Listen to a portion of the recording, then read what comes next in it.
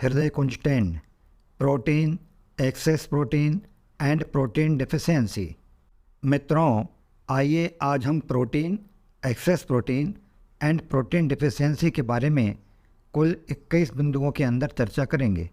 Point number 1, modern science द्वारा किए गए प्रचार प्रसार के कारण दुर्भाग्यवश लोगों के दिलो दिमाग में यह बात इस कदर घुस गई है कि जो लोग प्राणीजन्य दूध, दुग्ध उत्पाद, अंडे, मांसाहार आदि किसी भी प्रकार के प्राणीजन्य उत्पाद का सेवन नहीं करते, बस सिर्फ ताज़े फल, साग भाजी आदि वनस्पतिजन्य प्राकृतिक आहारों पर ही अपना जीवन यापन करते हैं, ऐसे लोगों के शरीर में protein deficiency, muscles loss, vitamin B12 deficiency आदि समस्याएं उत्पन्न हो जाती हैं।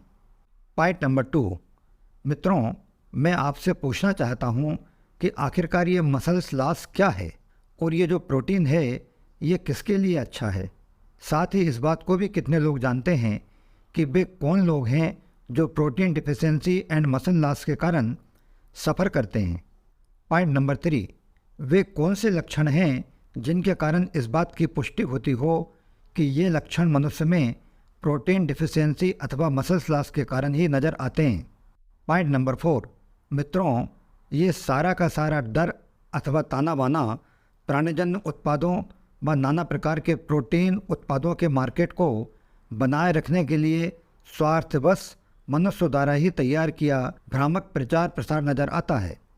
पॉइंट नंबर 5, अन्यथा आप जरा सोचें कि गाय, बैल, भैंस, हाथी, घोड़े, जेब्रा, ऊंट और गोरिल्ला जैसे तमाम विशालकाय जीव जो कि किसी भी प्रकार के प्राणीजन्य उत्पादों का सेवन नहीं करते, उनके इतने विशालकाय शरीर के निर्माण के लिए प्रोटीन्स आखिरकार कहाँ से मिलती है।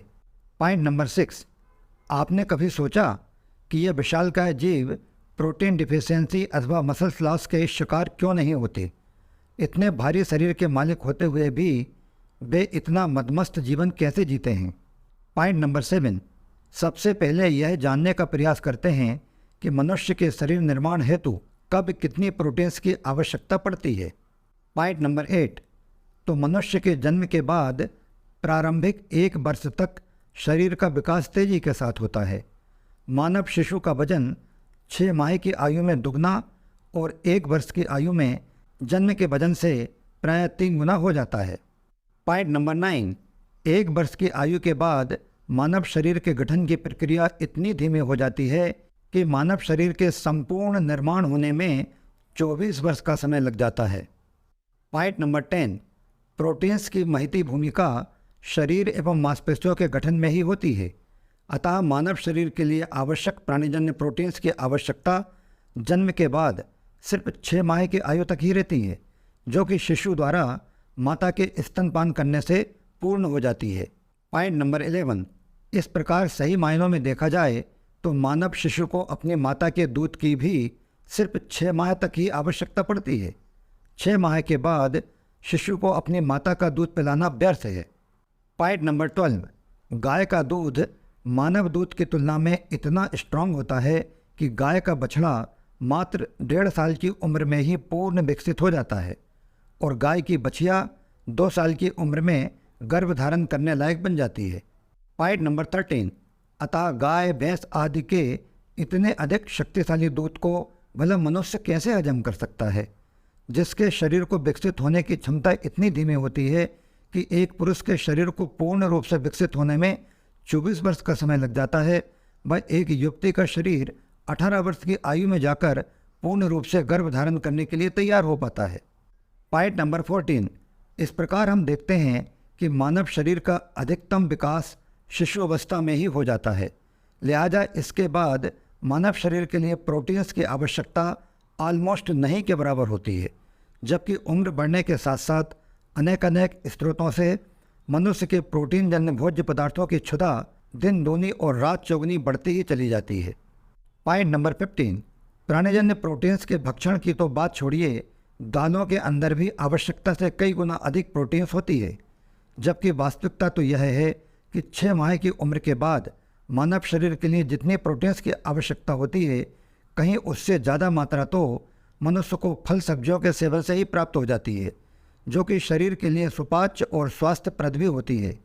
पॉइंट नंबर 16, फल और सब्जियों के अलावा अन्य सभी चीज़ों के सेवन से मनुष्य के शरीर में दुष्पाच्य प्रोटीन का जमावड़ा दिन ब दिन बढ़ता ही चला जाता है, जो कि शरीर को अनगिनत रोगों का चारागाह बना देता है। पॉइंट नंबर 17, शरीर में किसी भी प्रकार का कैंसर हो, कैंसर की कोशिकाओं का सबसे ज़्यादा पसंदीदा भोजन अगर कोई है तो वह प्रोटीन ही होता है। पॉइंट नंबर 18, मांसाहार एवं प्राणीजन्य दुग्ध उत्पाद सहित दालों आदि के सभी प्रकार के प्रोटीन्स अम्लीय प्रकृति के होते हैं।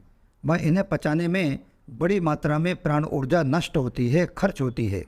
पॉइंट नंबर 19, प्रोटीन्स के सेवन से रक्त संचरण तंत्र अत्यधिक अम्लीय हो जाता है और फिर उस अम्ल को न्यूट्रलाइज करने के लिए शरीर की हड्डियों में से बड़ी मात्रा में कैल्शियम के निकलने से मनुष्य की हड्डियां बुरी तरह कमज़ोर होने लगती हैं और इस प्रकार मनुष्य के कंकाल तंत्र को कमज़ोर होने के कारण ऑस्टियोपोरोसिस, अर्थराइटिस आदि जोड़ दर्द होने लगते हैं। पॉइंट नंबर 20, जो लोग ज़्यादा प्रोटीन्स युक्त भोजन का सेवन करते हैं, अम्ल की अधिकता हो जाने से ऐसे लोगों के शरीर में ही नाना प्रकार के अल्सर होते हैं।